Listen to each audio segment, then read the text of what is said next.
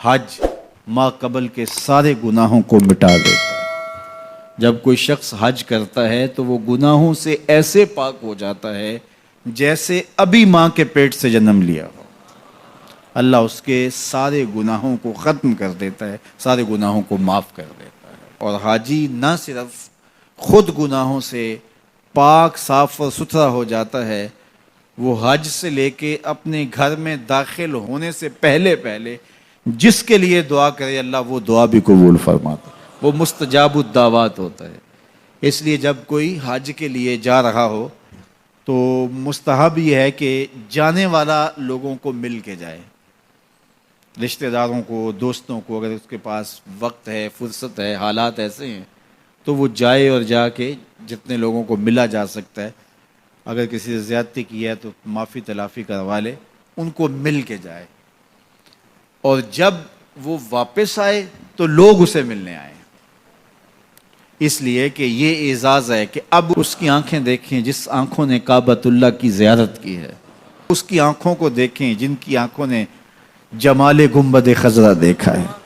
تو ہمارے یہاں بعض کا تو ہوتا ہے کہ حاجی جب رخصت ہوتا ہے تو اس سے پہلے گھر میں محفل یا اس طرح کا ہوتا ہے تو لوگ آتے ہیں ملنے کے لیے، تو آپ حج پہ جا رہے ہیں، اچھی بات ہے، اس میں کوئی شریعت کی ممانعت بھی نہیں ہے، لیکن استحباب اس میں ہے کہ وہ مل کے جائے لوگوں کو، اور جب وہ واپس آئے تو پھر لوگ ملنے آئے، اور وہ بھی اگر اس کو گھر داخل ہونے سے پہلے ملیں تو اس کی دعائیں اس وقت میں رد نہیں ہوتی، تو اس سے دعائیں لی جائیں۔ تو حج ایک ایسا فریضہ ہے جو زندگی میں ایک مرتبہ ادا کرنا واجب ہے، اس کے بعد آپ ہر سال ادا کر لیں، 5 سال بعد کر لیں، زندگی میں جب استطاعت مالیہ نصیب ہو، استطاعت بدنیہ نصیب ہو، حالات اجازت دیں تو آپ جب چاہیں کریں، لیکن ایک مرتبہ جو حج کیا جاتا ہے اس کو حجۃ الاسلام کہا جاتا ہے، تو وہ ایک مرتبہ آپ کے ذمے سے اتر جائے گا جب آپ کر لیں گے۔ اور حج بدل بھی وہی کر سکتا ہے جس نے حجۃ الاسلام اپنا حج کیا ہوا ہو،